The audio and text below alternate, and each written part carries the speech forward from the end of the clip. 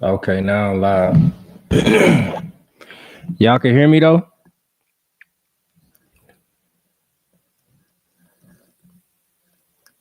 We gotta get this live up.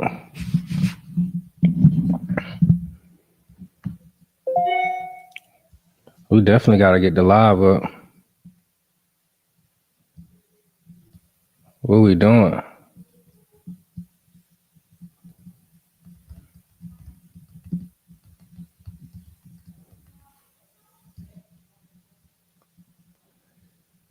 Man, the group chat, man, where y'all at? Where the group chat at? All right, they in there talking about Nigerian food and all type of shit, man. Y'all bullshit.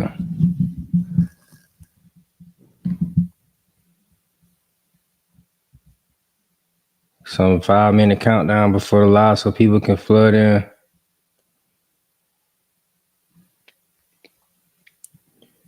Yeah, man, you gonna sideline man, Sarah. You gonna have to show me what's popping. I don't know how to do all that. What's good? What's good? RK Shizo, man. I've been live a couple times, man. I've been live a few times, not too many though. But yeah, y'all got to show me how to make a little preview and all that type of stuff, man. She said next live we need to get you some background music. Throw a 5-minute countdown before the live so people can flood in because you can't multitask on YouTube and another platform. So how we do that? Sideline Sarah. What's popping? What's popping? AD, what it do? What it do? When a QB runs into a wall, do you blame the QB or the wall? It seemed to me like bro tried to get down. Shit. I ain't see him running to the wall. I'm pretty sure I got 2020 at least. Maybe 2015. That man tried to get down, man. Y'all gotta stop that. Yeah. Mr. Invisible, what it do? Yeah, man, y'all gotta get my intro and all that shit right, man. Y'all gotta get me right, man. I feel like I'm new to this StreamYard thing, but we gonna make it work. What it do, Christopher? We gotta get this thing like at least 30, man, before we get into it. You know what I'm saying? We gotta get this thing at least 30. It said we need what, about 22 more? We gotta get this thing at least 30. You feel me? I gotta know, man. Aziz, I mean, you know, it's like a catch-22. It's like you want your linebacker to be gritty, right? Aggressive. You know what I'm saying? You want to be physical, smash mouth football, and all that. But you got to play in between the rules at the end of the day. So, let me turn this out. What's the word? But you got to play in between the rules, right? Man, you know Milk Dud gonna always say the right shit, man. He very hypercritical of the media, so you know he pay attention to what everybody be saying. He said, "Add me." How you add somebody to your stream, y'all? I gotta go to YouTube. I can't do it on StreamYard. How you go? He said, "Show." How you add somebody, bro? This shit weird. Oh, I accept it. Oh, there you go. There you go. Damn. Hold on. What, I gotta hit the split screen or something? I guess, huh? I see you, Andrew, but it ain't letting me add you. What the fuck? I can't even hear you though. Invite guests. Shit, weird, bro.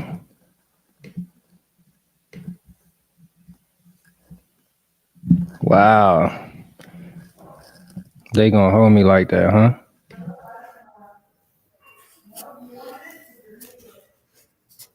I think I'm only on here now.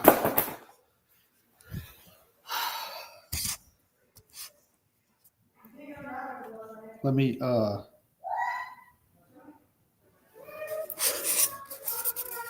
I don't know what happened.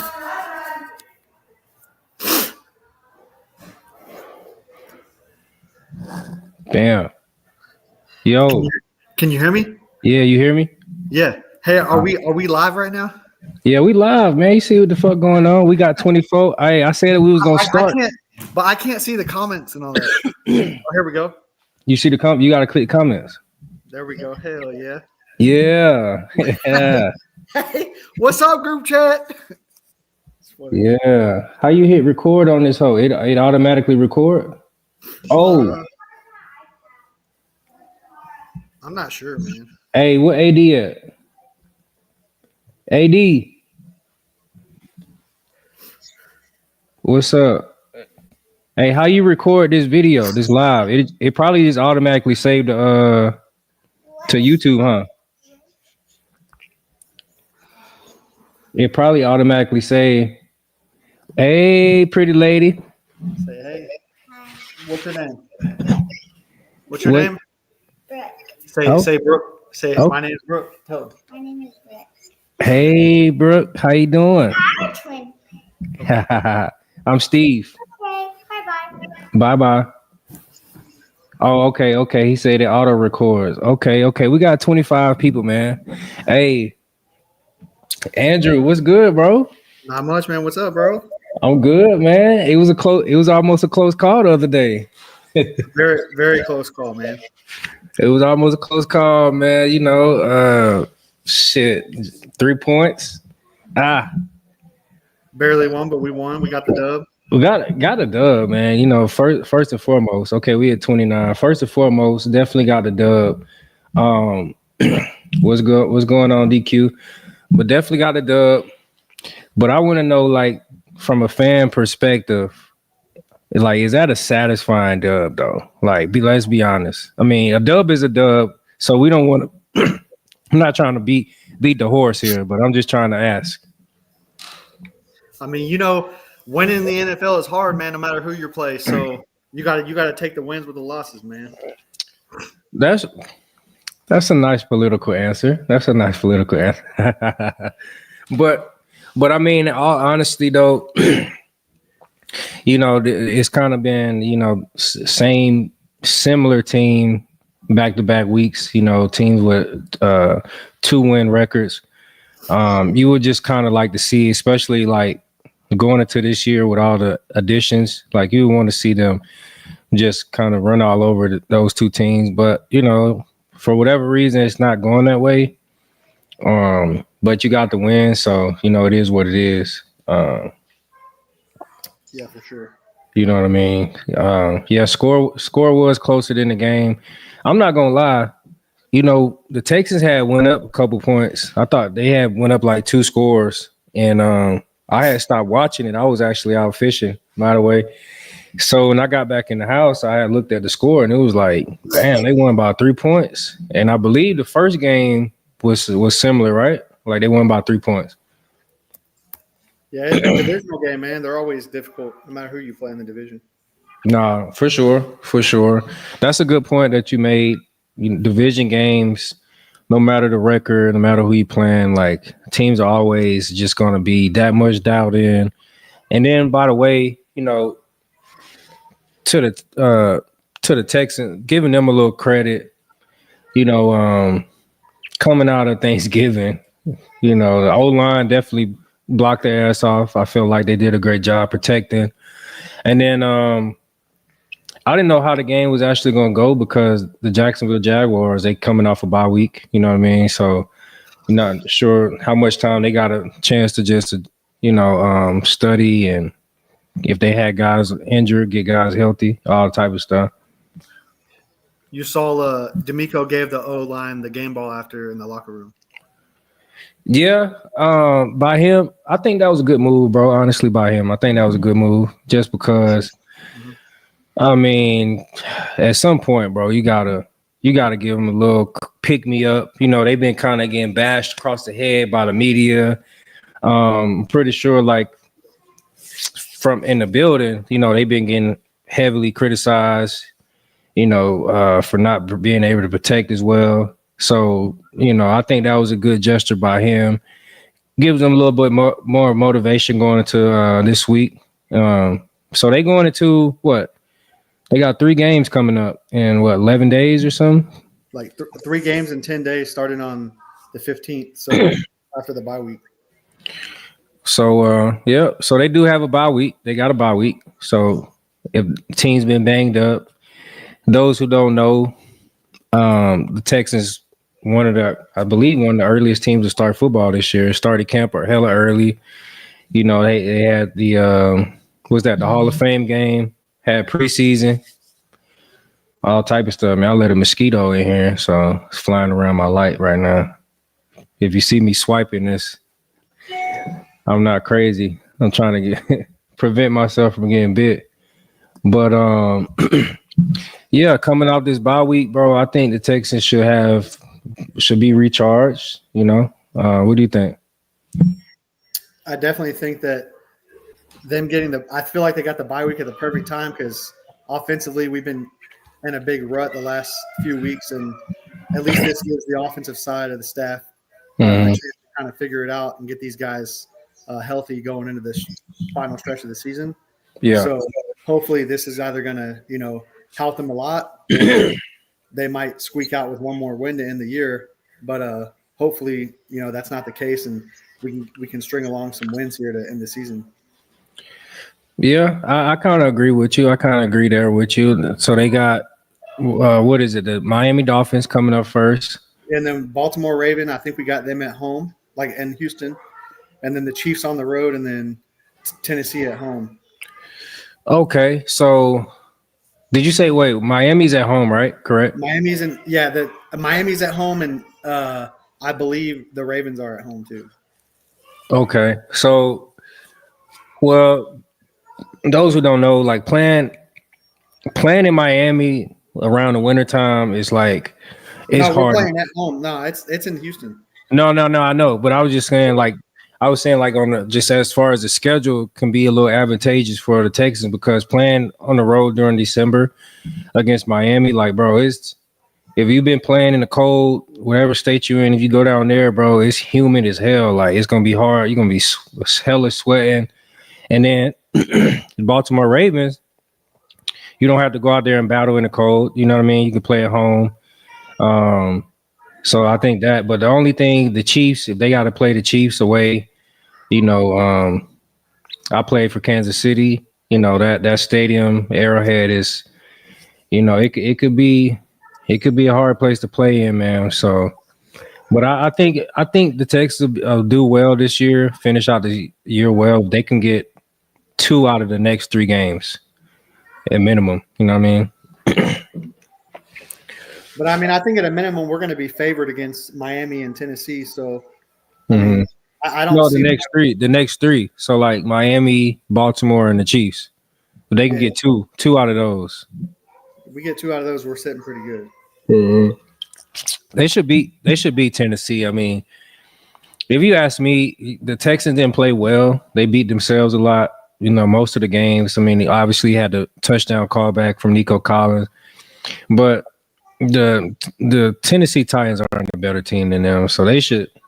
You know, I keep saying they should, and then they end up in tight ball games at the end of the day. Somebody asked, let me go. RK Shizo, he said, "What are your thoughts on the Texans going into the bye? If you were in the locker room, Nelson, what would you like to see changed?" Couple things, man. I would like to just kind of everybody get on the same page. It doesn't seem like D'Amico runs and what the offensive needs are I don't think that everybody's on the same roll. Like, seems like Bobby wants to get cute, wants to pass. When in all reality, Joe Mixon has kind of been the heartbeat for the offense. So, I mean, I would like them to just establish like one thing, be good at one thing, and then open up everything else. And then offensive line, I mean, everybody wants guys to be moved around, but I mean, shit. Like, what do you're not going to go trade for guys right now on the offensive line. You're not going to just bring up guys off the P squad. Like, you got what you got at that point.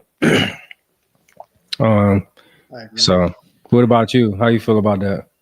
No, I agree with you on that one. Yeah. So what do you think about this this big hit that went viral, man? Here you go. Whole group chat went crazy today, bro. Aziz. Yeah. First of all, I'm a little biased. You know what I'm saying? You know, I'm on the side of. First of all, I'm not gonna say I'm biased. I'm in the middle, but I got an argument for both. So I'm gonna give you the bad and then the good. So the bad is, to me, I mean, we got cameras now. It's cameras everywhere. You got side angle, got front, back angle, diagonal. Man, the dude was like a whole 3, 4, maybe 5 yards. Like, you see his foot planting. You know what I'm saying? Like, he's finna slide. Now, Aziz was engaging. He was running, you know, towards the quarterback. But like, if you see that, you know what I'm saying? Like, you had enough time to kind of jump over the guy. Now, even when a guy slides, when a guy's sliding, they're not going to just like, I think people get it misconstrued. Like, when a guy slides, oh, he's just supposed to slide and go down like immediately. No, Trevor Lawrence is like what, 6'5" or something like that, 6'6", whatever he is. Like, if he starts to slide, his body isn't going to just fucking hit the ground immediately.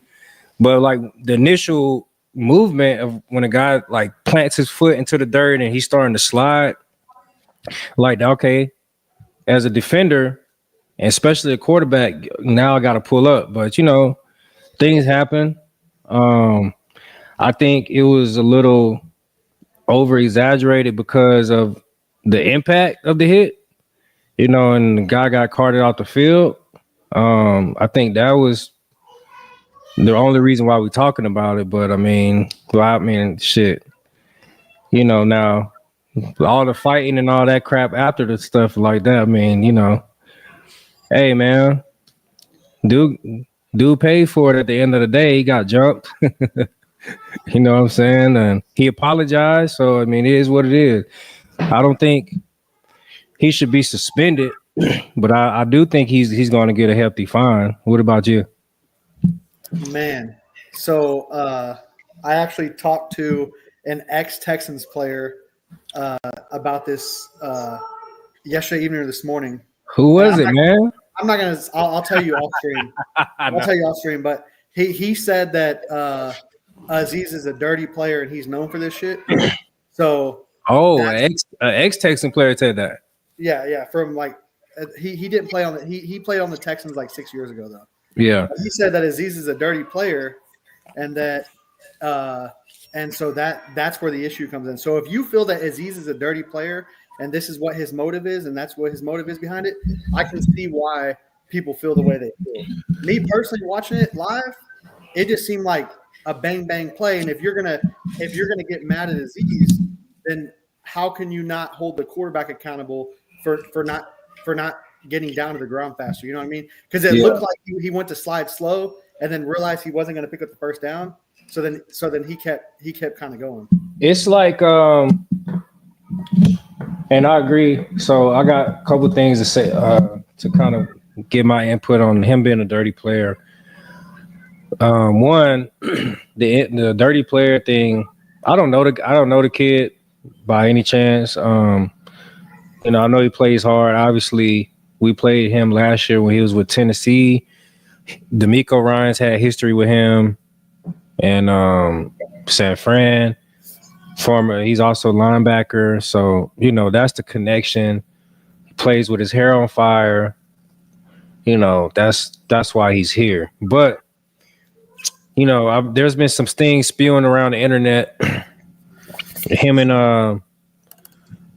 I want to say it was Tom Brady. He like put his hands around his throat. You saw that meme, that picture. I did, yeah. Yeah, I think Tom Brady was in Tampa at this time, so Aziz put his hands around his throat. You know what I'm saying, and all kind of stuff. But he's just one of those those crash out type players, and that's what type of guys D'Amico, and that just kind of shows what type of player D'Amico. I mean, I didn't watch D'Amico Ryans play. You know what I'm saying? Like, no knock against him. I know he was a great player or whatever, a good player for the Texans for a while. But I didn't know him. I didn't watch him at all. But, I mean, if you guys watched him, was he a dirty player? Because it seems like he likes, like crash out type players. No, I don't think D'Amico was a dirty player at all. And that's what I thought. He doesn't come off that way. But there's a fine line between dirty and guys just not having any regard for their body or anybody else. You got some guys out there, their whole motive is, I'm going in the game to injure somebody by all means. Like, if you're on the ground, I'm going to do some dirty. I'm going to roll and twist your ankle. You know what I'm saying? I'm going to get a cheap shot. You got guys that really think like that. You know what I'm saying? And then on the flip side, you got guys that just really, I mean, that's why the CTE thing is a big deal these days. Like, you got guys that just really don't care about their body. You know what I'm saying? So, I don't know, man. We're gonna have to let the league figure out what his punishment is going to be. I think he's going to be fined 100%, and I think it's going to be a hefty fine because the league's been cracking down. I mean, you see some of these weekly fines are just like egregious. Like, it's like the simplest thing. Like, if you duck your head to protect yourself, like, you getting fined $6,000, $8,000. So for this to be national news, they can make an example out of him. I agree 100%. You know what I mean? So, he's going to get suspended, bro. They're going to probably give him at least 2 or 3 games, I'm sure. Man, look. Wait, before I talk about that, look, if you in the chat, man, share this shit on Twitter, man. We got to get more people up in here now. Share it on Twitter. We talking about some good shit right now. We already, 22, 23 minutes in? We got to share it on. Let me first share it first. But, look, I'm against guys getting suspended for on the field things. You know what I mean? Like, if you off the field fucking up, like, you know what I'm saying, getting popped for drugs, or, you know what I'm saying, you just doing some shit you ain't got no business doing, then yeah.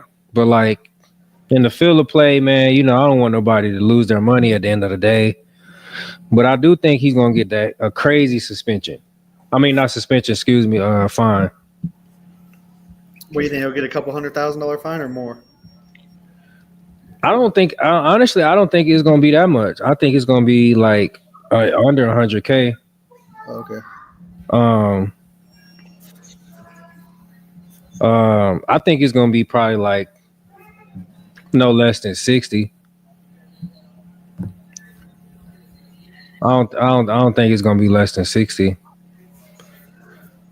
Cause you can always appeal it too. You know what I mean? And get less. For sure. What else though, man? What else is going on? Not much, I guess. Just that big hit today was really it. How does the fine work, Steve? Do you pay it outright? Is what they asked me. The fine work. Oh, so let me post a live real quick on Twitter. Y'all go share this junk.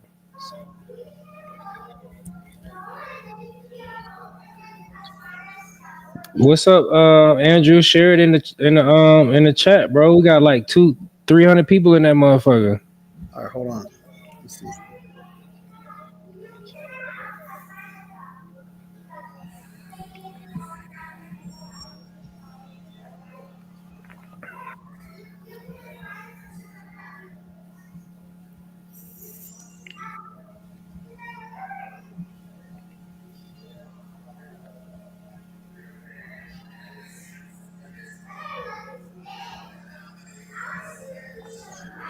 Yeah, we going up.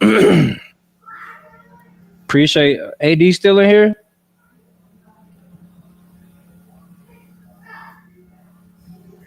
I What think AD at? where do you see all who's in here? I can't tell, but he'll just pop up on the side, like in the Oh yeah, comment. no, he's here. Yeah, he's here. He still he just popped up. Yeah, he did. He said yes, sir. Tell AD you want to get on. I'm gonna add AD too. All right, cool. You got his email? Nah, hey DM me or instant message me on Twitter your email so I can send you the chat. We ain't even 30 minutes, baby. I got that pod juice going. Come on now. Man, when we going fishing, bro? I'm going in the morning, actually. You asshole, you didn't even tell me. I didn't know till I'm going with the guide though, man. My guide buddy though. Damn, where you going at? Tomorrow? I know where you going down to Galveston, right? No, I'm gonna launch out of actually in LaPorte. Do you know where LaPorte is? Nah, is it close to St. Padre? No, bro. LaPorte's local here. Do you know where Baytown is? Oh, it's by Baytown. It's by Baytown, yeah. Man, hey, look. So I got some shit I gotta do tomorrow, and then Wednesday, Sleek Thursday. It gotta be the weekend, bro. I hate fishing on the weekend though, man. I know, me too, bro. I know. Bro. Okay. Hold on, AD. Let me add AD in this zone. I'm just now getting to learn this shit. This shit cool right here. How you add people? See, shit change every time. Oh, invite. Duh. Oh shit. No, let's do that.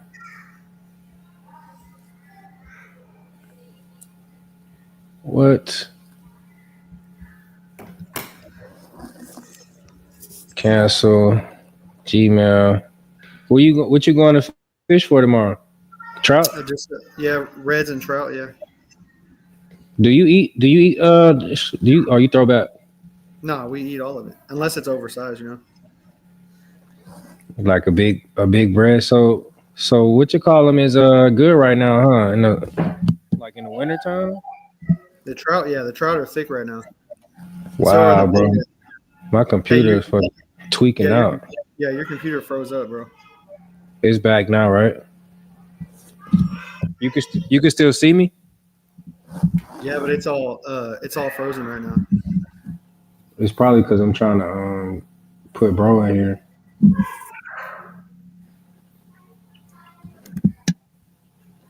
How much you be paying your guy though? No. I have friends that fish for a living professionally. Oh, so yeah. whenever he has an off day in the morning, he hit me up. He's going out there, so I'm going with him. Yeah, you sound like me because I got that's how one of my buddies down in Galveston. You know all the fishermen down there? I know a lot of them, not all of them though. My boy Sean, he a guy down there in Galveston. What's the name of his company? Galveston Fishing or something. Galveston something. I posted him on my page a couple times, but he a good dude. Oh yeah. He put me on a big ass tarpon, biggest tarpon I ever caught. Inshore or offshore? I guess it depends on what you call inshore. It wasn't like in the bay. It was like we were out pretty much, but we weren't like where you can't see land. So probably near like the jetty or something. No, way past that. Okay. No, we were out, bro. I mean, where AD at, man? I don't see he pop up. He gotta accept it. But Did he message you? Yeah, he sent me. I just sent him the little what you call him, John? The little invite. Y'all get AD in here, man. Oh, he said I gotta get set up. He said I gotta get set up. Come on, man. You supposed to stay ready, man. You gotta get ready. So what y'all fishing? What y'all using in in the wintertime. Just you said Only down south lures, man. That's it. jigs, Yeah, jigs and down south lures. That's it.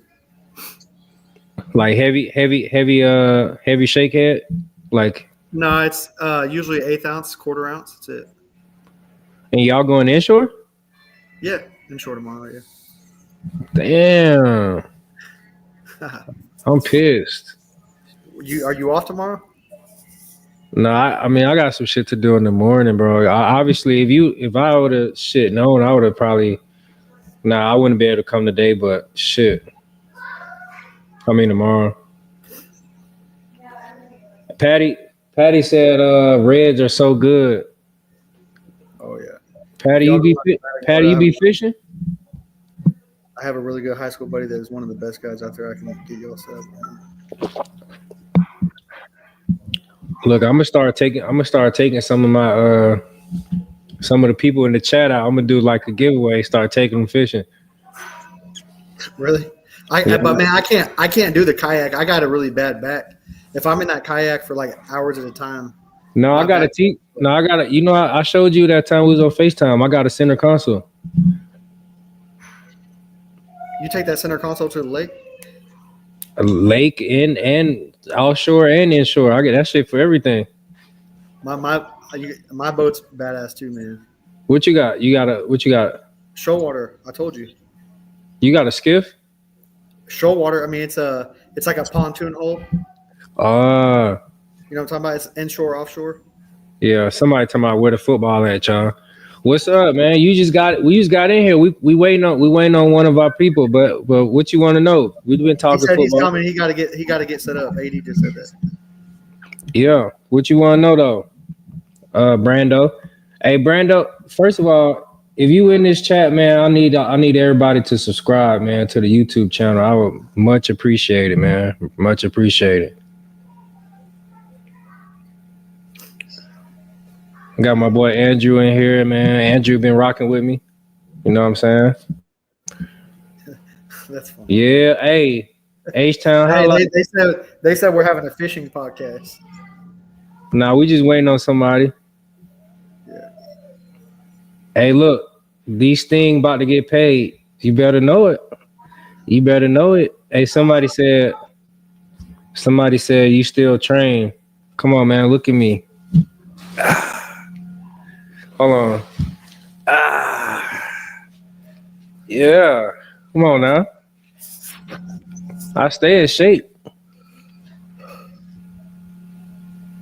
Hey, Mr. Man, come on, bro.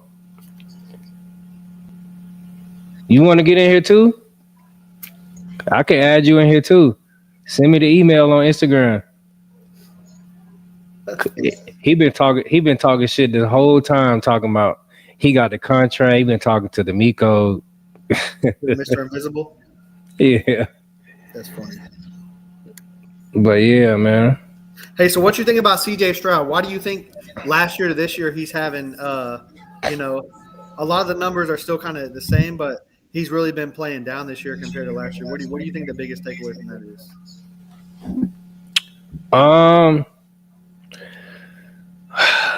The biggest, it's hard to say, bro, because they have a lot of the same guys, quarterbacks and offensive blocking, offensive line, offensive coordinator. It has direct correlation. And since they have a lot of similarity and carryover from last year, it's hard to, tell what the difference is. You know what I'm saying? Like vice versa. Like if it was a new coordinator, a new guy on the offensive line, like it's easy to point those things out. But what I'm gonna say is I think dudes just got comfortable up there. They got paid. You know what I'm saying? Dudes been just chilling. I watch a lot of other podcasts too, which, I just kind of take them for what they worth. CJ did kind of, it appeared that he was, not training as much this past off season. Like he was just kind of a lot of podcasting. Ironically, Micah Parsons, they have the same agent. Saying I had that agent, but I had to dump that clown. You know what I'm saying? wasn't my cup of tea. But it just seemed like if we trying to pull teeth here, it could be very only couple things like guys on the front line got paid, they got comfortable. Guys look a little bit overweight. CJ, he was just kind of you know traveling a lot, doing a lot of things. He was being pulled in different directions. You saw the Amber Rose thing, the Amber Rose sighting. So it seemed like he was just kind of, reaching that superstardom. And I don't know. That's just my opinion. But yeah, that's all I got. I don't know what the fuck is happening. Because last year he had, to my knowledge, I was on the team, had a lot more success with less talent. Am I right or right? Yeah, you're right. Now, guys got injured. Joe Mixon wasn't there a portion, couple games. Nico Collins missed a couple games. But then fucking Stephon Diggs is out. So, but you still pay Dalton Schultz, who we had a Dalton Schultz site, y'all. We had Dalton Schultz sighting today. You feel me? But I don't know, man. I don't know. Only thing I could say is, guys got paid, got comfortable. Oh, there you go. Hold on. Let me see. How do I add the stage? What up? Yeah. What up, AD? Yeah. What's good with you? There you go. Hey, Andrew, ask AD that question. Hey, what do you think about what the difference between last year CJ and this year CJ? What's the biggest difference you think? Because a lot of the numbers are the same, It's easy. Similar. It's goddamn it, brother. I told y'all before, it was a game, I think it was against the Packers, where we literally counted them in bunch formation 95% of the time. Literally. Mm-hmm. And not spreading the defense out, not utilizing your weapons, not, I think, Steve, you said it last week. It's almost like it's too much for him to comprehend how to, develop an offense with all those weapons and all those things at your disposal. Mm-hmm. So, the mismanagement of the offensive line has been a problem too. Guys getting older, i.e. Shaq Mason, not playing up to the level as you thought when you signed them. Playing juke, inexperienced. Kenyon Green, inexperienced, injury prone. All of those things play a factor in it. A lot of things, man. A lot of things. One thing we not acknowledging is which we all know. The penalties. It's a lot of different things. Andrew, when you first asked me, I forgot. Like penalties has brought back several touchdowns. I believe if that touchdown versus the Titans didn't get called back, it would have been a different outcome. Yeah. It just seemed like the penalty. So to me, that's coaching. At the end of the day, you can't keep putting it on players. But yeah, the mismanagement. But like I said before, it's like it's the same guys there. It's not like it's a new OC. It's not like Drew Shrugs was there last year. Titus Howard was there last year. Kenyon Green was there last year. LT, and the list goes on. Who am I? Shaq Mason.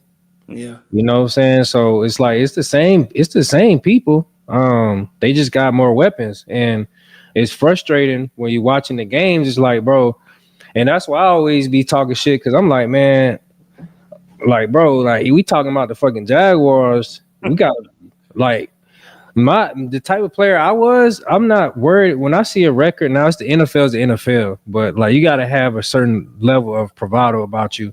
It's like when I'm going into a game, I'm looking at you like, like you're trash. Like you're not, what I'm saying? Anything can happen, but it's like, I just feel like you got to stump them guys out. And somebody made a comment and it was like, well, it is the NFL. Yeah, it is. But what happened? We also saw what the fuck Detroit Lions did to them. Beat their ass by like 50 something. Mm-hmm. You know what I'm saying? So yeah, what about that? You brought up the point about the line with Kenyon Green, Titus Mm-hmm. Howard, and Mm-hmm. Juice Brooks all being on there. Last year, if I'm not mistaken, most of those Kenyon missed the whole season. Juice missed like 10 games. Juice missed a lot of games last year. Yep. And then Titus Howard missed like 6 or 7 games last year. Mm-hmm. So that cohesion never had a chance to kind of gel. Now, if you had this same line that you have now played last year, you probably have a totally different line this year.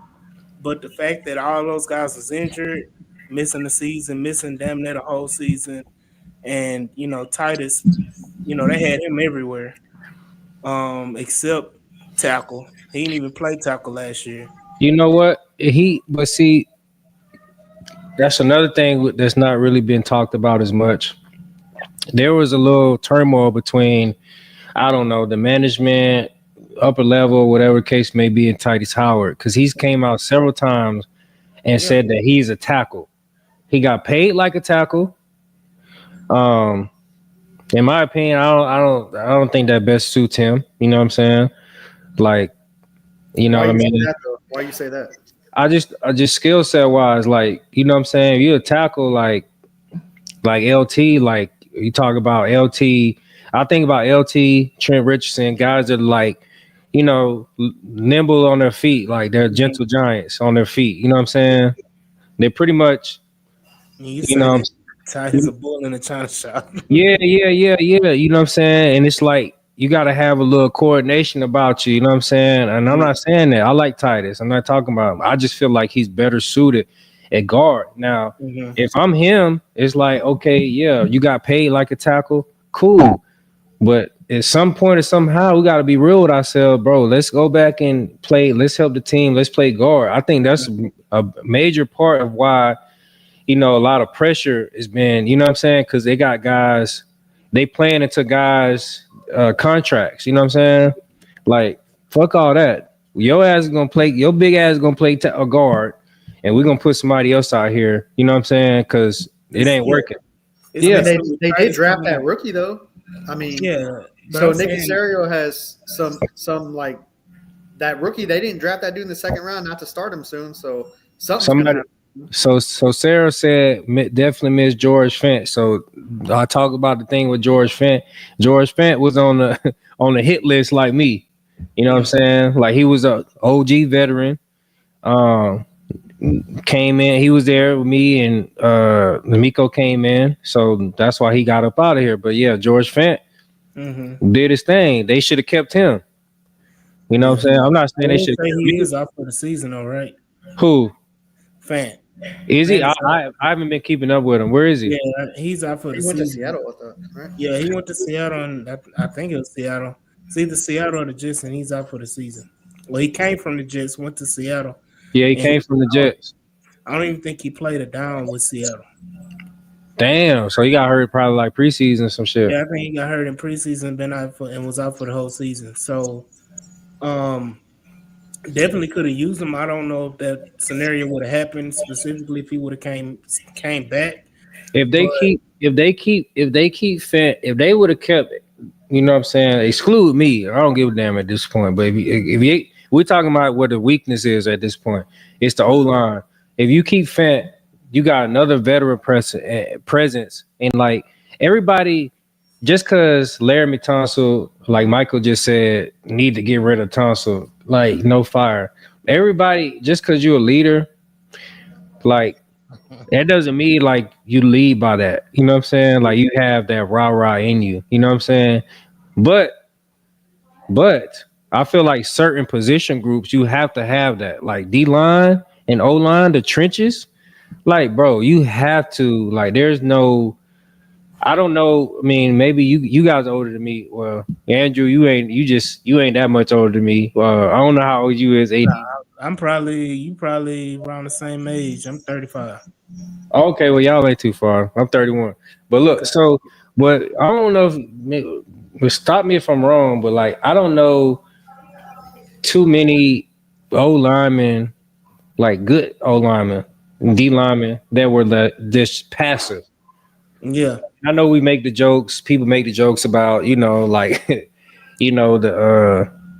the fashion statements that the Texans O linemen have. You know what I'm saying? I know we made the joke, but you know what I'm saying? Like that's just what it is. Like that Houston, like they swaggy. You know what I'm saying? Like that's what it is. But like shit, Trent Richardson swaggy too, but he also gonna punch you in the mouth. Yeah, yeah, for sure. Prayers out to Trent Williams, man. He lost Yeah, his man. infant baby, man. That's sad. But prayers out to him and his family. Yeah, prayers out to Trent Richardson, bro. Like that, yeah.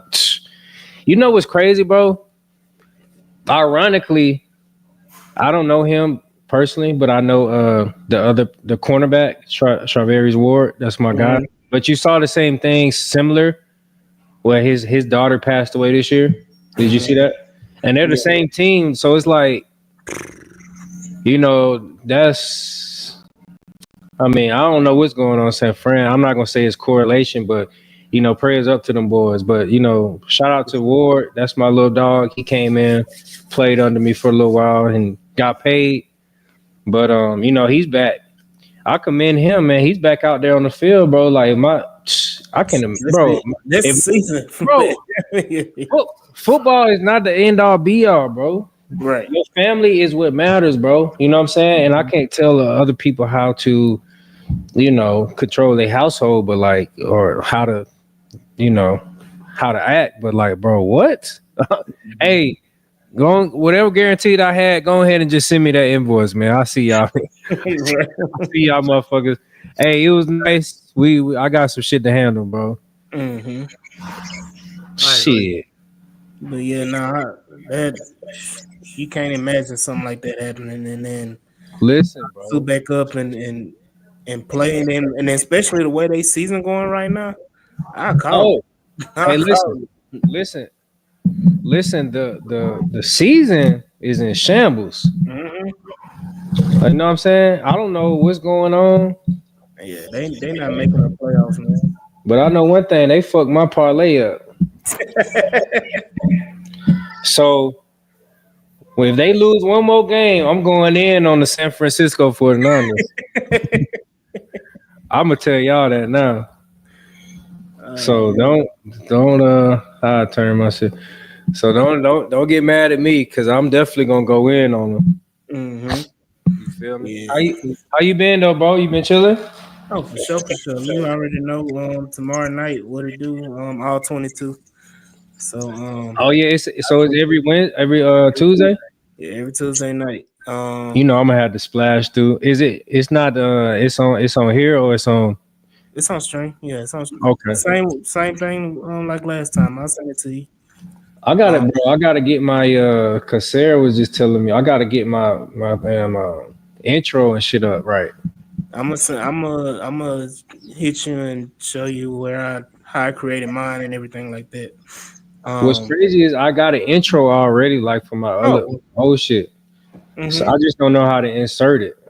So all you do is it should be like a little panel to your right. Mm-hmm. When you go under banner, Mm-hmm. either banner or I think it's banner, either Mm-hmm. banner or I forgot the other one. One of those, and then you can add it. You can add take you to your uploads and shit like that. Yeah.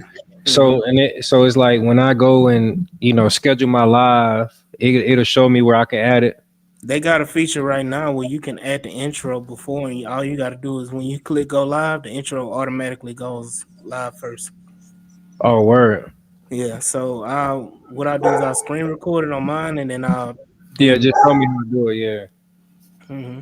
Cause I already got an intro for real. Yeah. Now you do is once I had it, when I click, so you know how I had it scheduled. Mm-hmm. So Sarah was saying I should add. It should have a countdown, but did mine not have a countdown? I thought it did. You can have a countdown, but what I did is that I added a countdown in my intro. Oh, so it's like two different options where you can add it on to the back of it. So shit. I did mine on a program called Canva. Oh, Campbell. I know Campbell. Yeah. Yeah. And so Oh, I just that's what you did. because they got a Ah. thing where you can just add it on there, and that's what I did on mine and Mhm. put it all together instead of trying to do that 30-second thing and then try to do all that. So I just got it in all at once. Oh yeah, he said. Jerome said I got to stop saying Trent Richardson. My bad, man. Hey, man, y'all know what the hell I'm talking. We know what you meant, bro. We know what you Y'all know meant. what the hell I'm talking about, man. I don't be watching these dudes like that. You know what the hell I'm talking about, because that motherfucker blocked me to the Gatorade one game. All I seen was the goddamn front of his jersey, shit. And I seen his ass walk away. Seen Richardson on that bitch. Damn. Hell yeah. But for sure, man. Like now he like I said with him, bro, like we were just saying with the season the way it's going, with C Mac out already, he gonna be gone for the season. hmm I'm calling it. I'm Bro, calling it, man. like dog, like bro, like first of all, I'm definitely finna get on their ass because for one, they played around with the receiver. Um, you know what I'm saying? Like, Brandon, are you? yeah, the Brandon Ayuk. Mm-hmm.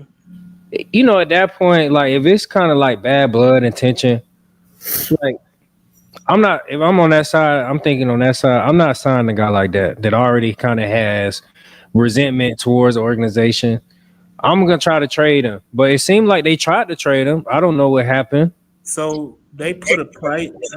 What I heard is they put a price out there hmm for him, and nobody was willing to match that price. They wanted like a high second round or a late first round for him, and and that's disrespectful, bro. Because and that's what teams do. Then when they know, and you know what I'm saying, that's like a tactic to kind of lower your value. You get what I'm saying? They know what the fuck going on. You feel me? yeah. It happened with me in Pittsburgh, and one day I'm gonna talk about this more in depth. But I was at Pittsburgh, and I love Pittsburgh. You know what I'm saying? But if they did me fucked up, they know what's going on. So I was a cap casualty situation. They tried to trade me and asked for like a third round pick with the Green Bay Packers. We didn't even know. They didn't even tell us like what pick they was trying to get us for. We had to ask the Green Bay Packers after the fact. Yeah. And the Green Bay Packers was like, man, hell no, nah, we ain't finna, you know what I'm saying, give up a third round pick. You know what I'm saying? And people that don't know, Green Bay Packers and the Pittsburgh Steelers are like older. They ran like older organizations. Like they don't give guarantees. You know what I'm saying? And they value their draft picks like a lot. Like most teams, they'll just be like, here, go. And like, you want a third round pick? So you gonna try to go to the Green Bay Packers third round pick? You know that shit wasn't gonna happen. Right. And the whole thing was they wanted to trade me because I didn't want to take a pay cut. So we like, okay, we're gonna get your ass some one way or another. And that was the tea leaves with Ayuk is that he didn't want to take a pay cut because they was trying to get because they just paid Debo, so they didn't want to double up, and they still got to pay Purdy, and so Man, listen. trying to lowball him. And then you talking about Pittsburgh? Pittsburgh was the team that was trying to trade for him, I know. and then they weren't giving up. They weren't going that high for it. They weren't giving them no second round pick. No, cause It was like no, a fourth and something else. It was like 2 picks, but it was like lower round picks. cause Pittsburgh, and that's what I'm saying. These teams know what they're doing. Pittsburgh, they one of them teams too. They value the draft picks. They like to develop guys, whether they hit or miss. I mean, they've had success. Antonio Brown, 6th round pick. Um, Alex Hightower. What was he? Fucking 6th round pick or something like that. Don't quote me. Out of Charlotte. You know what I'm saying? Got paid. Like it's a lot of guys. You know what I'm saying? Hell, I think George Pickens was a low round pick. No, he was second round. No, he was 2nd round, but still like 2nd round. I mean, when I was there, they drafted the dude Chase from Chase Claypool 2nd round. You know what I'm saying? He couldn't damn catch worth the cold, but I was gonna ask you what happened with him, man, because he was just he just didn't fit the culture, bro. Like you gotta have a certain like culture over there. It's like it's gangster over there. Like, you know what I'm saying? It's like but you love it. Like you hear all the vets talk, all the past and future players that I mean not future, but past players and present players that played there. They all say that's the best place they played for. Mm. You know what I'm saying? And it's just, it's Mike Tomlin. It's just the culture. And Pittsburgh is an ugly ass fucking city. And you love Yeah, I've been there. it's an ugly city. You know what I'm saying? It's a weird city, but it's like you love playing there, and the facilities not nice. You know what I'm saying? Like you share your facility with the Pittsburgh, the team, the college. Mm. You know what I'm saying? You walk in the same door with them niggas. Damn, that's crazy. Yeah, bro. So it's y'all don't practice at the same time and stuff, though, right? No, I'm sure yeah, y'all see. yeah, hell Really? yeah, bro. We used to. So we got a bubble like most teams do because it's cold as fuck there. You got a bubble, indoor, and then you got the outdoor. So we got 2 fields for the pro team, and then so it's 1, 2, 3. The third field is for the Pittsburgh Panthers. So they be out there sometimes when we be out there, you know what I'm saying? And that was like the strangest shit ever. Like now they got their own. In the past, they used to eat in the same calf, but they renovated. They got their own side now. They put a big wall divider. Now they got their own calf, their own meeting rooms, their own weight rooms. You get what I'm saying? But it's the same door. You walking through the same motherfucking door. That's crazy. Hey, like RK say in the comments, y'all go ahead and like, share, and subscribe to this podcast, man. Y'all build it up, grow it up, do y'all thing. Y'all already know what to do. Hit that like button, hit that notification bell, so y'all won't miss a live from my boy Steve. Yeah. So all of those things, y'all go and do what y'all do. Yeah, I appreciate that. Appreciate y'all. Let me go on. So my next topic is what is the ceiling for the Houston Texans this year? Because last year it was. I mean, we won a playoff game, but like that wasn't the end all be. Now, was it great? I feel like it was great because the last 3 years or so with David Culley, Lovey for 2 years. We was in Cancun every year. Like around this time, we booking flights. Mm-hmm. You know what I'm saying? But see, Steve, here's the deal though. Last year, not to discredit you, Mr. 5 Picks, but last year, I feel like we were more of an offensive team than a defensive team. Not that the defense was bad, but CJ had games where he really took over and won the games because of CJ, right? This year, they're relying heavily on the defense with a mediocre offense. And so if they can somehow get the offense over the next 4 weeks to click back to how it was last year, then the sky is the limit for this team. But if they can't do that, it's gonna be a problem. I'm gonna tell you. I agree with you to a certain extent. Last year, it was up and down. Okay. You know what I'm saying? Where defense would play a good game. You know what I'm saying? Like when we beat the fuck out of Pittsburgh last year, we was firing on all. That's the difference. That's the difference between Detroit Lions and what Philly's doing right now. And I mean, Kansas City not even doing it. Their defense horrible and the offense kind of horrible. But you know what I'm saying? So when you get teams that fire on all cylinders, it's very rare that you're going to have the special teams, offense, defense fire on the same cylinder. Now, last year we had maybe I can count on one hand how many games we had. We felt like we played a complete game. Now, last year, the offense was playing better. So the defense necessarily, I don't feel like we played bad because I mean we shut down a lot of guys. We had a lot of turnovers on the back end. Me and Stingley had 5 interceptions at corner position last year. Mm-hmm. You know what I'm saying? We're not even talking about the other positions. We had linebackers had turnovers. You know what I'm saying? So we had a lot of turnovers last year, but we was able to do that because our offense was putting us in advantageous situations to where, other teams had to throw the ball, You know what I'm saying? They had to catch up. So we, as a defensive player, I don't want to play catch up because that means I got to tackle more. Motherfuckers are gonna milk the clock. I want you to put the ball in the air so I can have more chance to intercept the ball. But when you got an offense that's, you know what I'm saying, that's putting up points, it's like, okay, now and then you got a couple guys that understand the mission on defense, like the front seven. Shit, we go up 14 points in the first half. Oh, Man, we coming out firing off the ball. We send back there picking shit. Oh, nice. Thank you. Appreciate it. Like, that's where you get my pick six. Now I covered the route. It was a double move, but it was a good pass rush by I can't remember who's Barnett. yeah, it was Barnett. It was a great pass rush. You know what I'm saying? So he forcing it. You try to double move me, I'm on it, but you underthrew it. You know what I'm saying? I'm taking that shit to the house. You know what I'm saying? Now, and then the next, what happened on the very next series? Now you forcing it. Oh, Christian Harris, pick six. Now the shit over with. But the Texans are playing close games because the defense, they have no choice but to anchor down. You know what I'm saying? And to me, when people ask like, hey, well, not ask, but I see a lot of people say, what's the identity? Well, I think the identity is there. It's resiliency, because if the defense isn't playing well, I mean, they should be getting their ass beat to sleep. You know what I'm saying? Now, you feel me?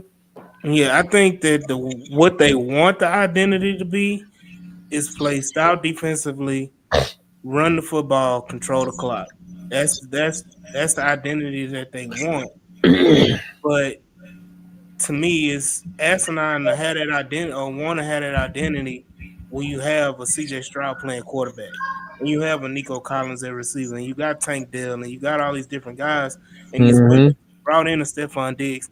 It don't make sense for you to want to have that type of identity, because it I don't know, it's just ass backwards. I mean, you're talking about last year. It goes back, not to cut you off. It goes back to what you're saying. This is my only point on your top on what you're saying. It goes back to what you were saying is mismanagement. And then you got it. You heard me. It's mismanagement. That's all. Yeah, for sure. And I mean, it's clear and evident. So it's not even a question about it that they fumbled the bag on this season right now. They fumbling it, if anything. But you talking about last year, hell, the Carolina game, y'all played y'all asses off defensively, and the offense just didn't show up. Yeah, like that game right there is like, that was to me, like, trap games are very relevant in the NFL, because the trap game, if you play in this league, the trap game is, all right, if I'm on a team, I prepare the same way every game, because I'm a businessman. I'm trying to get paid. So I'm not finna go out there bullshitting. I'm not finna go out there and see a team like the Jaguars or the Titans. They got 2 wins. I'm gonna talk my shit because, like, y'all are trash. But I'm not finna go out there unprepared. Just know I'm gonna give my all. I'm gonna give my best game, regardless. But a trap game is like, you got guys, you know what I'm saying, that don't have that mental capacity to compartmentalize that and say, hey, this is still the NFL.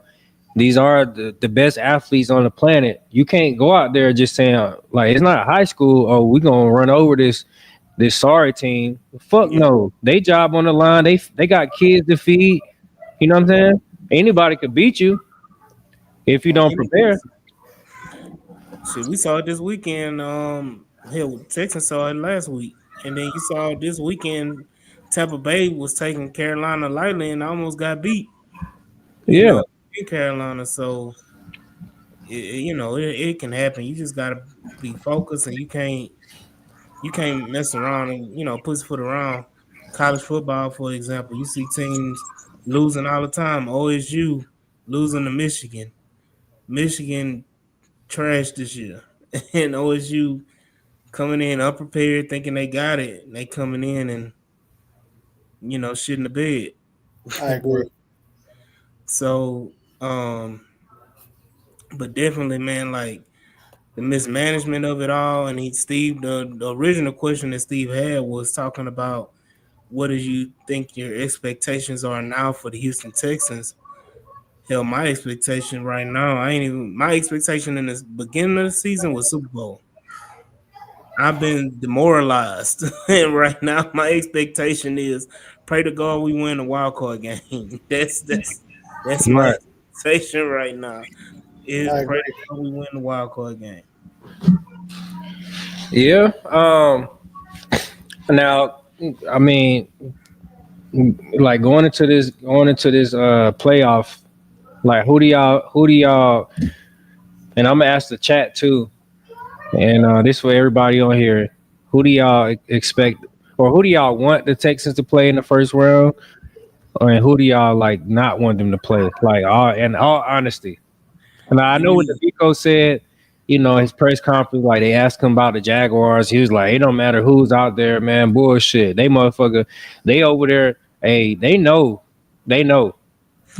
look. I'm looking at it right now, and I'm like, you would want to say somebody like Denver or something like that, but the way it is and the way you playing right now, you're gonna end up with the 4 seed. So you're gonna have to play a Chargers team that's acting a fool right now. You're gonna have to play a Ravens team that even though they may not be as good as they were last year, they still got Derrick Henry and they got Lamar Jackson, and they still got some fools over there on defense. So it's gonna be, you know, it ain't about who you want to play, it's who you don't want to play. Because it really ain't that many teams that you would want to play in the wild card as the first round game. Yeah. I agree. What you think, Andrew? I think if our offense can figure it out, we can go toe to toe with any of these teams.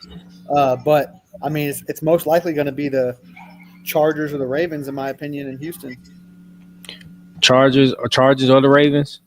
Hmm. The Ravens defense, their secondary's no good. Suspect. Yeah. That's the difference this year. Like, well, I know Marlon Humphrey. He's playing. He's got like 5 interceptions. Hmm. He's playing a lot better than his last 2 years on his contract. Some guys just operate like that when it's time for them to get paid again. They ball out. But they have the rookie cornerback from Clemson. I can't remember his name. Uh, Trey, I think it's Trey something, ain't it? he's number 2, but he's small. He's a rookie. It's what the difference with the Ravens is their D line isn't the same. Like they used to be gritty. The front seven linebackers. The Patrick Queen is with the Steelers now. You know what I'm saying? Now they just got Roquan. Roquan is a Georgia guy. You know how I feel about them guys, but oh yeah, Wiggins. Somebody said Yeah. Wiggins. Yeah, Wiggins. But Roquan Smith he's an enforcer. But if you can game plan, get him in coverage, no, you know what I'm saying, no good. Patrick Queen gives you that versatility. So I think they missing him a lot. Somebody said in the chat they would want to play the Steelers. Now I'm gonna give y'all some context, and it kind of seems like this is what's happening to the Texans. Um, the Texans, it seems like when they can't run the ball with Joe Mixon, it seems like they're behind the 8 ball a little bit. Now, going into the game, the reason why we beat the shit out of one of the reasons why we beat the shit out of the Steelers is because statistically teams beat the Steelers because they are old school and they established the trenches first. So it's always if you stop the run, you like there was a crazy statistic they put it on. It was in our meeting last year. If we held them for I think under a certain amount of yards, I can't remember what it was. We was gonna win the game, and you see what the game was like. So it Yeah. seems like if teams is smart and they play the Texans how the Tennessee Titans did, you know what I'm saying? You know what I mean? Stop the run, play physical in the at the line of scrimmage and play tight coverage. Because if you play zone, I mean, you just saw what happened to the Jaguars. They try to drop his own. He's CJ to me is really good his own coverage. Hmm. You know what I'm saying? He got the receivers that can They're smart enough. They can get in those windows and they can get vertical. But if you stop the run, it seems like, what I'm saying, that's like the end all be all to me. Yeah, and I agree. And the thing about it, like you're saying, the Steelers are old school. You get up on the Steelers, like they not a team they're gonna be in no shootout. Like Mm-mm. they win a shootout against Cincinnati, but that was a rare occasion. Yeah, Like that's a rare occasion. They don't score. They don't score yeah, like that. You know what I'm saying? Because and the reason they can do it, and that's why I compare them to the Houston Texans is because I mean they got one of the highest percentages for the Steelers, that is, and red zone defense. You know what I'm saying? They don't really give up a lot of points like that. They're real stingy. So if you got a defense like that, I mean, a head coach is going to have a philosophy of we're going to milk the clock, we're going to get points when we can. You know what I'm saying? And that's just what it is. so I'm trying to think about it because I'm getting caught up halfway watching this game, like trying to see what the Broncos looking like. But What's the score? it's tied 7-7 in the second quarter. Yeah, second quarter. It's the Second It, quarter. Broncos and the Browns. Yeah, Broncos Browns. Um, but yeah, I'm trying to see if James gonna pull another rabbit out his hat. But I yeah, mean, you know, so we was speaking on. You was on here earlier. Like, what's your take on the Aziz thing? I saw you talking on Twitter a yeah, little bit. Obviously, like I mentioned, it's a double edged sword. Like you want your linebackers, what I'm saying, the captain of your team hmm to be, what I'm saying, to show, because that shit is contagious. Like if I see somebody, I'll give an example. When I was playing with TJ Watt in Pittsburgh, and he goddamn wrecking shit up front, and you watching that shit, like you not even guarding your receiver long, and you just see the crowd go crazy, and he do that leg kick celebration. yeah, That shit is contagious. You know what I'm saying? yeah. But it's just unfortunate.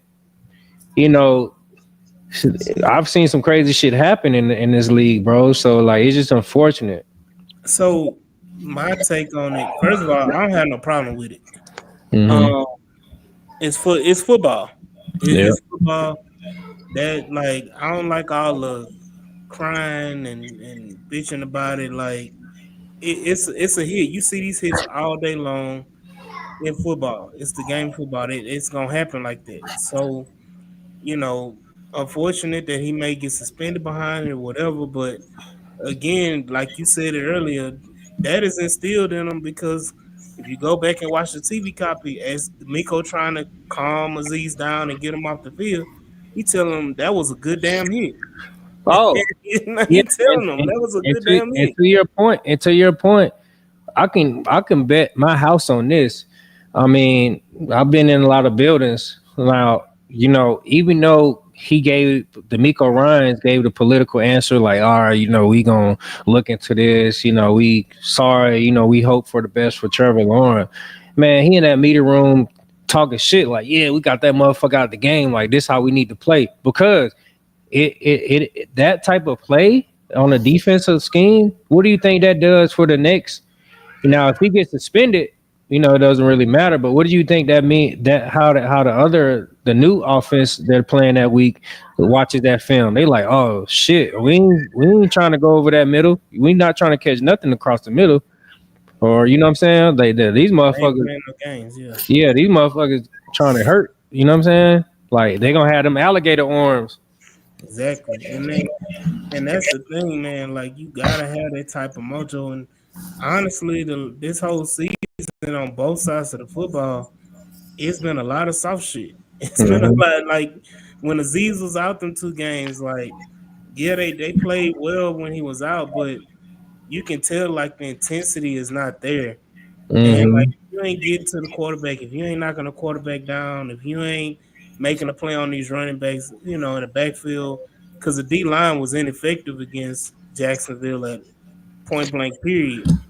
Yeah, Um, that was very interesting to me. Like, not you know what I'm saying. I don't know. I mean, I know they paid a couple guys over there that they believe in. Maybe they're just they had a good game, but I mean, shit. I mean that's not a knock against the Texans D line because I mean no, they've been fucking causing tornado yeah, shit the entire year.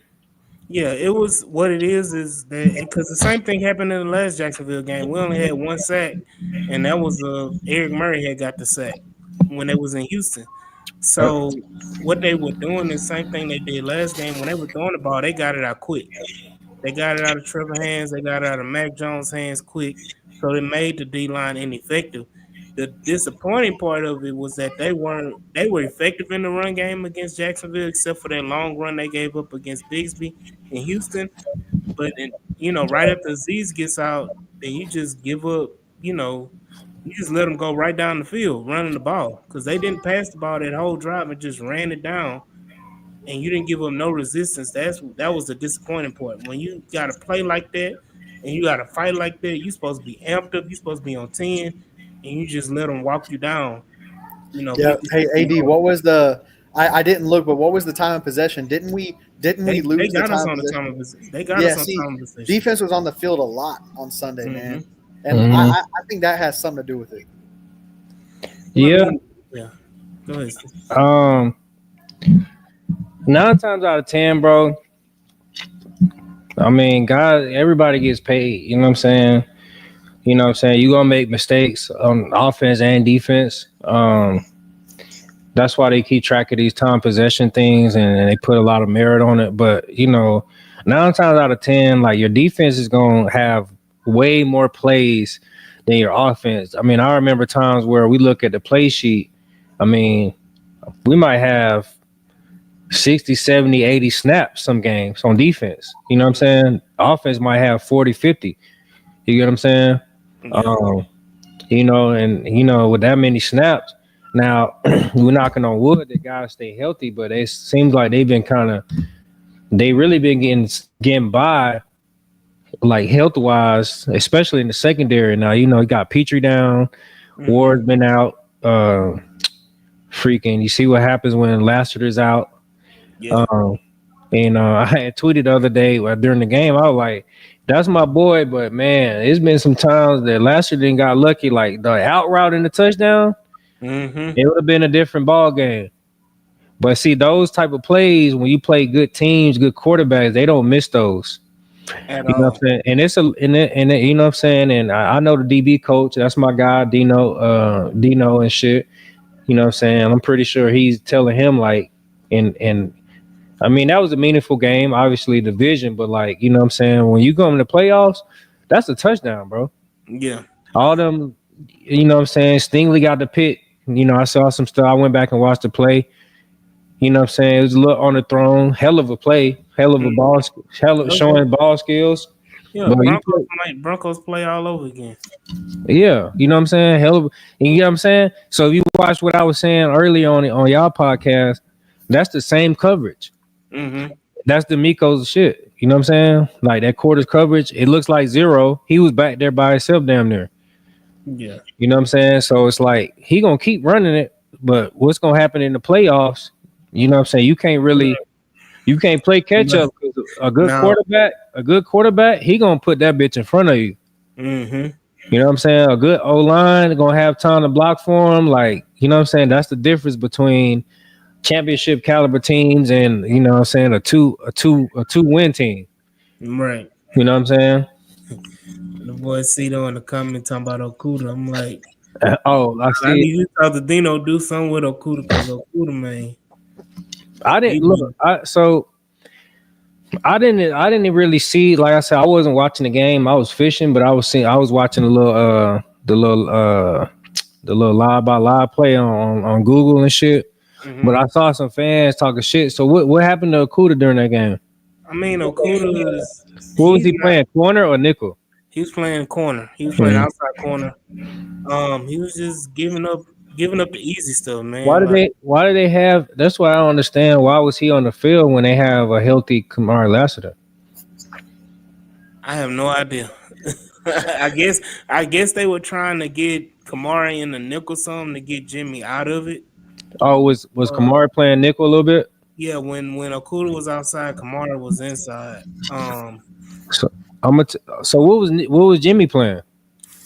Either Jimmy was out that possession, out that series, or Jimmy was playing in the Eric Murray role in the deep, similar to what he was been playing when he came back.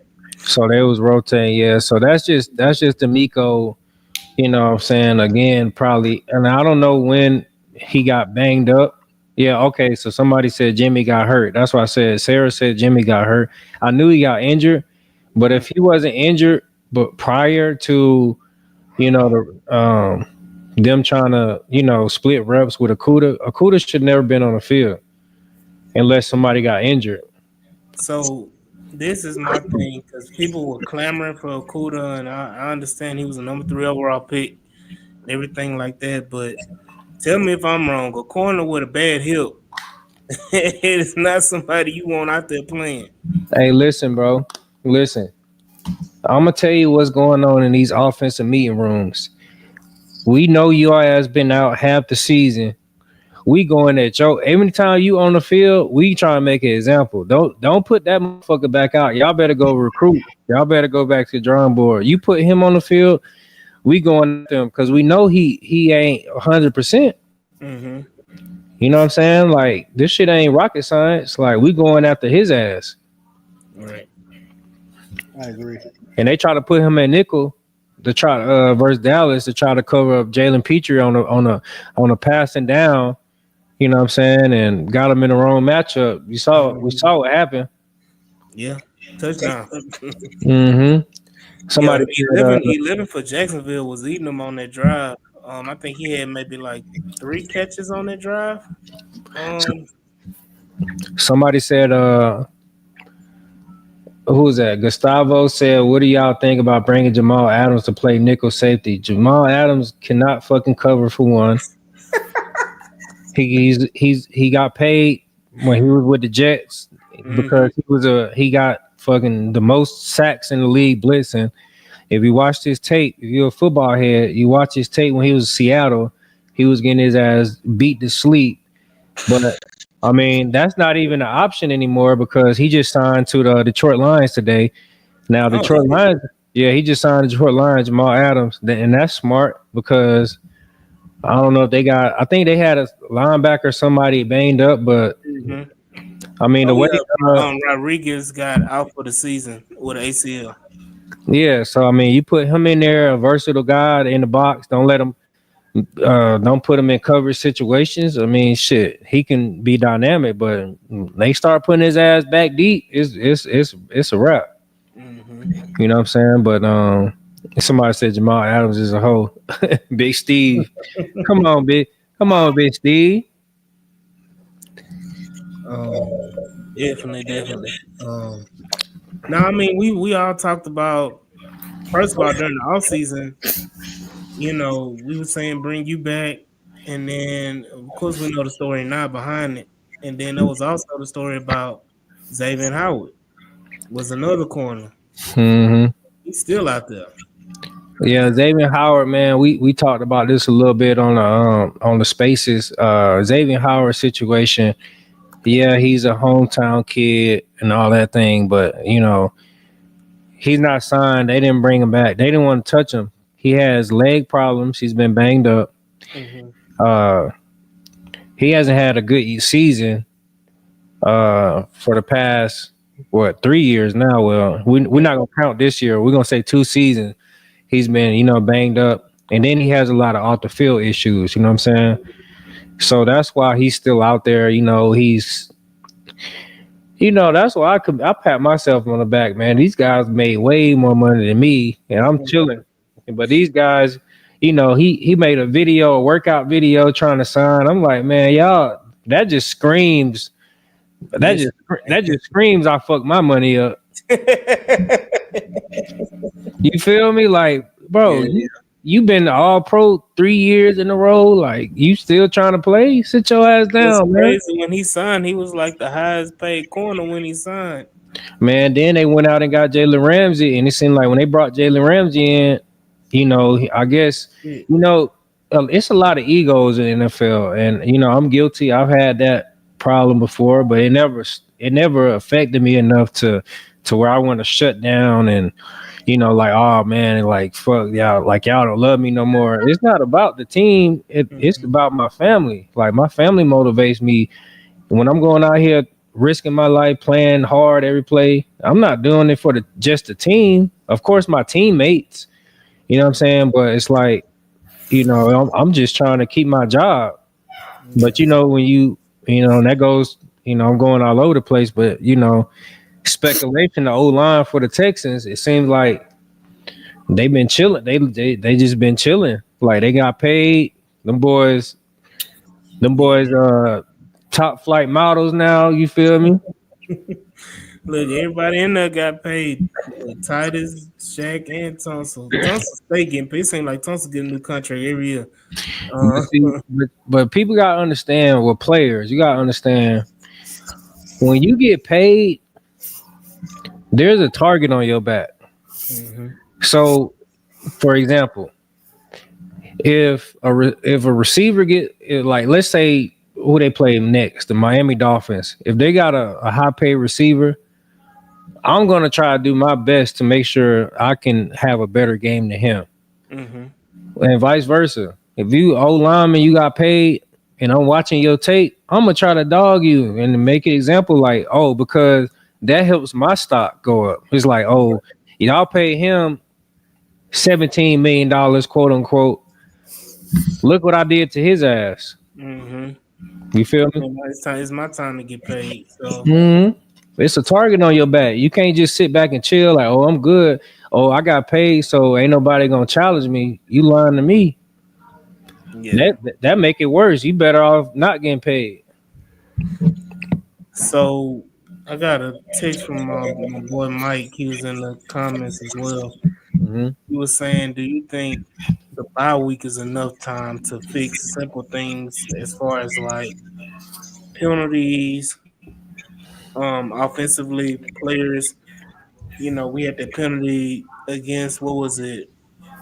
Was Tennessee when you had two players moving at the same time? Um, is that enough time in those 2 weeks for them to kind of clean it up? Say that one more. Say that one more time, Ad. Um, is the bye week enough time for you to fix the issues like crazy penalties, motioning on offense, and getting that together like we saw last week, two players motion at the same time? Um, the false starts is one thing. I don't think that'll change because most of that shit is like muscle memory. Like guys train like that. Like, what I'm Mm-hmm. saying? When you see guys false starting on the O line, it's cause they're training to get an edge. You know what I'm saying? How can we get back fast enough? We watching the ball. It's all anticipation. Like, okay, we studying. So all week, offensive line, they studying the snap counts of the quarterback, and you know what I'm saying? Like, okay, what's the tendencies on first, second, third, fourth down potentially, and we trying to get a jump on it. You know what I'm saying? How can we get back? I don't think that'll change. It is what it is. Now they played. I think it was like the penalties was down this week. You know what I'm saying? That's why, what I'm saying, they won, you know what I'm saying? But as far as the scheme, that can be fixed. And like I said, their identity now, it's a birdie. I'm not gonna tell y'all where I got it from, but it's been some stagnation. It's been some not stagnation, but it's been some beef with D'Amico and Bobby and the O line coach. Mm. I don't know what it's about. I'm gonna just throw that out there. But what I'm saying is, I think they want Bobby to run the ball, but it's hard to run the ball when you got all these weapons. That goes back to the point mismanagement. What team you want to be? If you want to be a passing team and have what I'm saying, a good uh rushing attack, do that. But when you bringing Joe Mixon in who needs the ball, you gotta feed him. When you Yeah. bringing all this you pay all these guys on offense, on receivers, and you got all these guys. You got to spread the ball around. I think that's been kind of holding. That's been the real knock on the offense. To be honest with you, now we talking about it. So if they can just come in and simplify it, like, hey, this is the team we're gonna be. Our defense is playing obviously well. We're gonna play defense. We're gonna turn the ball over, and we're gonna run the football, and we're gonna, you know what I'm saying, we're gonna take what we can take. But when you start when guys coming to the sideline, like, man, I was wide open, like, you know what I'm saying, talking shit to the coaches, like, bro, throw me the fucking ball. Mm-hmm. Then you giving it to the pressure, and instead of just sticking with the game plan, you know what I'm saying. So I think, you know what I'm saying, they just need to really hone in on running the ball, because I mean, without Joe Mixon, I don't know where this team would be, to be honest with you. Do you think that CJ is the type of guy where he'll go let Bobby know how it is and like lay down the law, or what? I mean, I'm pretty sure they've had all these talks. I mean, you've seen they've had players meetings. They've talked 100 times about certain things. You know what I'm saying? But at the end of the day, as a coach, you have to you obviously, if you're a good coach, you got to take heed and listen to what, you know what I'm saying, your quarterback is telling you, and see what works for him. I mean, but you gotta run the system. You know what I'm saying? Because last year it just seemed like everything was clicking on all cylinders. I mean, we had Motor last year. You know, I don't know. People wouldn't have thought that Motor would have surpassed Dameon Pierce coming off his rookie year. Mm-hmm. I agree. You know what I'm saying? So, you know, shit just happens like that. You know what I mean, on the offense, like, and I still don't know. You know, that Dameon Pierce, and that's my boy too, but like I'm not gonna say fall off. Some of y'all might say that fall off, but you know what I'm saying? Like, bro was like going crazy his rookie year. I mean, I think that should be studied. Yeah. So yeah, that is a big issue. I mean, that was a big topic. Talking about Pierce, you know what happened. Honestly, I never thought he was that great of a running back to begin with. Even his rookie year, like, Yeah, I mean, what about that anchor run? Like that anchor run in Jacksonville, like, that was what he was known for, because that's what he did at Florida, was the angry runs and all that. That's, you know, that was expected from him, because he was that that short yardage type of runner. You know, in Florida, like, he shared carries. I don't think he had 300 carries at Florida total his whole time at Florida. So he was a shutter rock type of running back. You know, thunder to the lightning type of running back. Gonna get you those nice, those heavy 1-2 yard runs. Gonna get you those, on third down and all that type of stuff. That was his game. And yeah, he had a great rookie season. But again, could you say he had the rookie season like that because there was nothing else there? I was hurt. You had Davis Mills playing quarterback. Really wasn't nothing else on offense but handing the ball off to him. that's true. So That is true. But I see what I want to know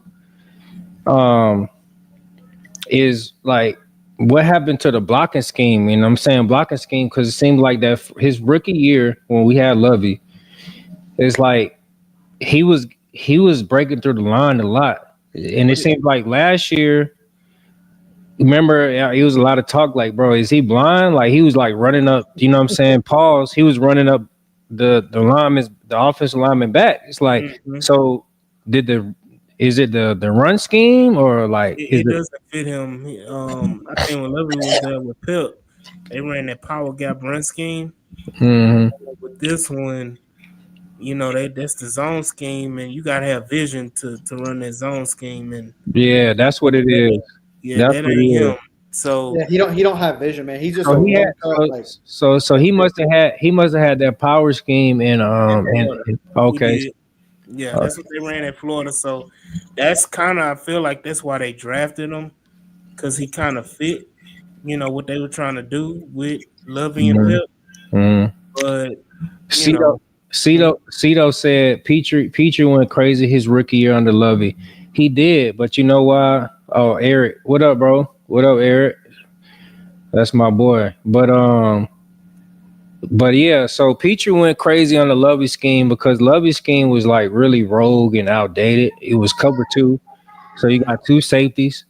You know what I'm saying? We didn't really. I mean, we was a tank team. So when you were a tank team, there's no real uh accountability on the back end. Well, as far as safeties, you know what I'm saying? Like for the most part, they're just wrong players. So Petrie was just kind of like he had the luxury of like just kind of being like a Troy Polamalu type of player. Like you know what I'm saying? Like we not expected to win this game, but like you know what I'm saying? You seen the drop off last year of Petrie with a real scheme with D'Amico. And you know what I'm saying? It wasn't the same, you know what I'm saying? Because he had real responsibilities. And that's why you saw a lot of, wide open passes, wide open touchdowns, because he was still like, you know what I'm saying?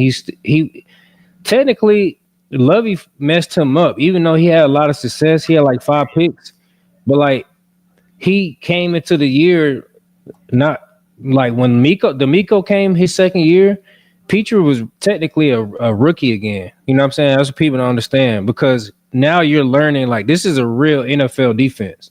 mhm. Like when I was playing with Lovey, I've been around, so I was able to play. I played in all type of defenses. You know what I'm saying? A lot of people can't play in that. You know what I'm saying? Play in different defenses. I can always tackle. You know what I'm saying? I can always be instinctive, but like as a young guy, Mhm. if that's what your first year you brought into that, bro, it's gonna be hard. But see, that's why they moved him down to nickel this year because they was like, bro, everything you've been taught your rookie year, that I gotta shit, throw that out the window. bro, that shit, that's the shit that made us get the second overall pick. So what's crazy is the way they're playing Petrie now is what made him Big 12 Player of the Year at Baylor. You- Exactly. He played So nickel. yeah, so He, you gotta take advantage of that, which I never understood why they would want to play him deep. Even though he was successful, I never thought that he Mhm. was, fit for that, deep safety type role.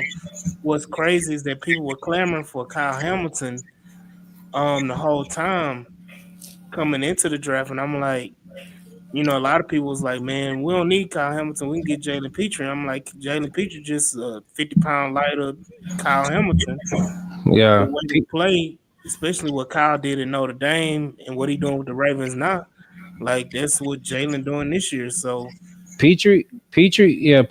So I think they won that. I think they won. They got the right guy because if you look, I mean, if you look at the grand scheme of things, Petrie can play multiple positions. He can mhm, play nickel. He's not the best cover guy, so I mean that's why what I'm saying they try to hide him, and when they can't hide him, you see the result. But you know what I'm saying he's closer to the box. He can blitz. He's a great blitzer, great tackler, hella energy, all the shit you want. Very instinctive. Kyle Hamilton, vice versa. He's a deep safety. Like that's him. He's like 6'5" or whatever the fuck he is. mhm, You're not gonna put a guy like that in a box. So if I mean I wouldn't have if I was in that war room draft room. I mean I'm gonna take the guy because in all reality, guys, the Lovey year that was an experiment year. You know what I'm saying? So they was just experiment with guys. They was just trying to see what type of guys they had. You know what I'm saying? They brought guys like me in to kind of help mold and be a good veteran to all the future guys they have like Stingley, Petrie. But they didn't really. I mean, you see how fast they switched Petrie back. I mean, this is second. This what his second, what third year?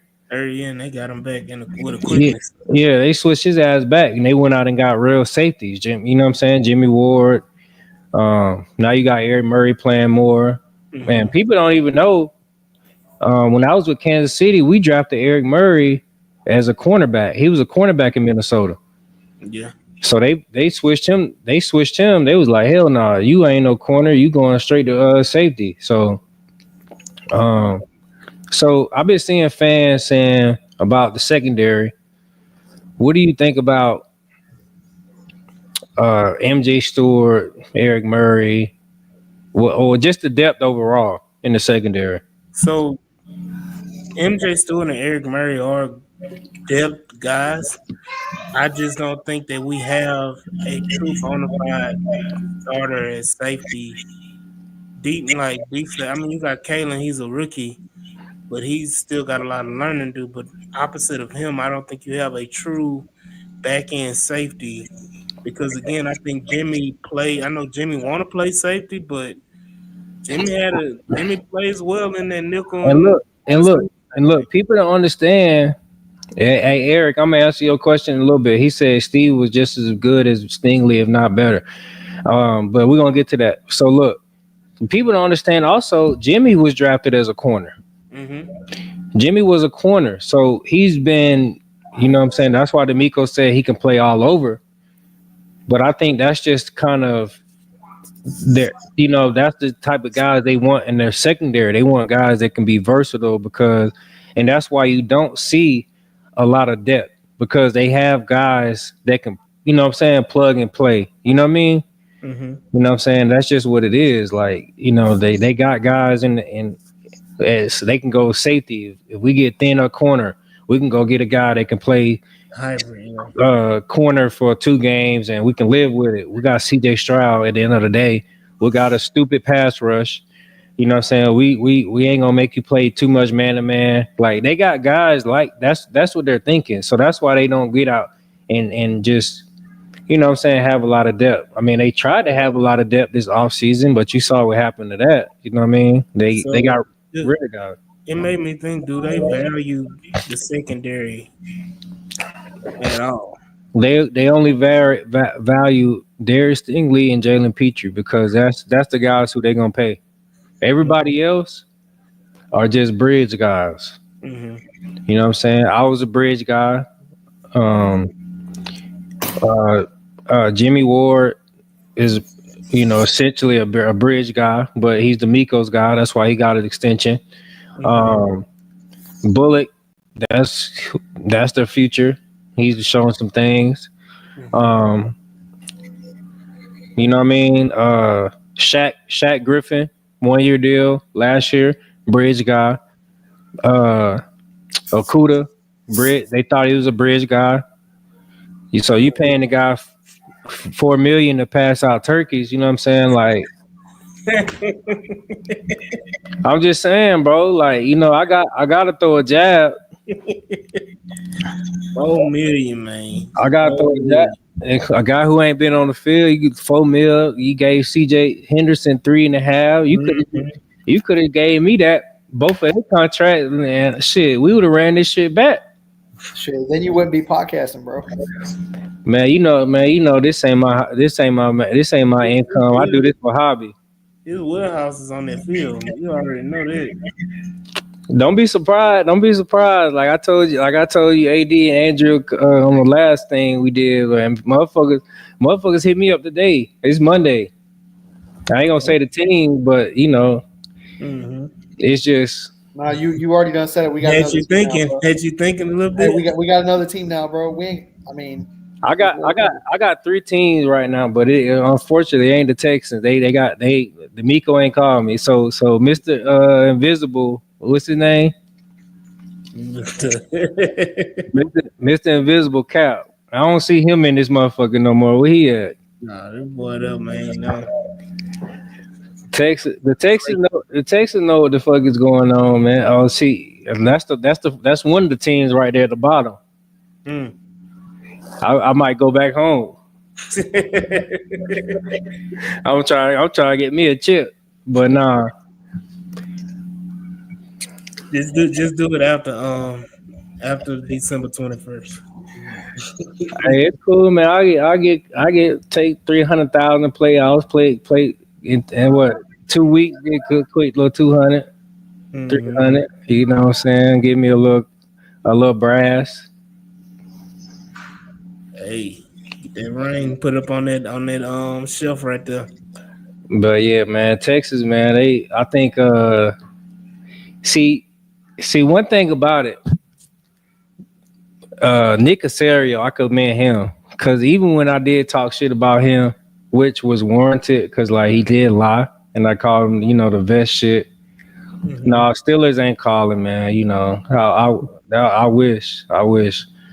But um, you know, Casario, you know what I'm saying? He still brought me back and gave me some money. But I think the milk does shit really like it burnt the bridge, man. But you know what I'm saying? And the reason I know it burnt the bridge is because my teammates, I said this on the spaces too, my teammates was saying he brought it up in the meeting room. And he thought he was gonna be everybody was gonna laugh and key, but ain't nobody shit was quiet up in there, and that was multiple guys. So like, dudes know what's going on.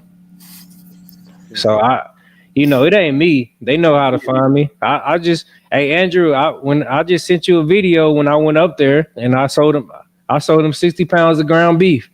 Oh man. I just, you know what I'm saying? I'm still a producer for them. They gotta pay me. They gotta pay me somehow. Did you pull up in the locker room too, or what? Huh?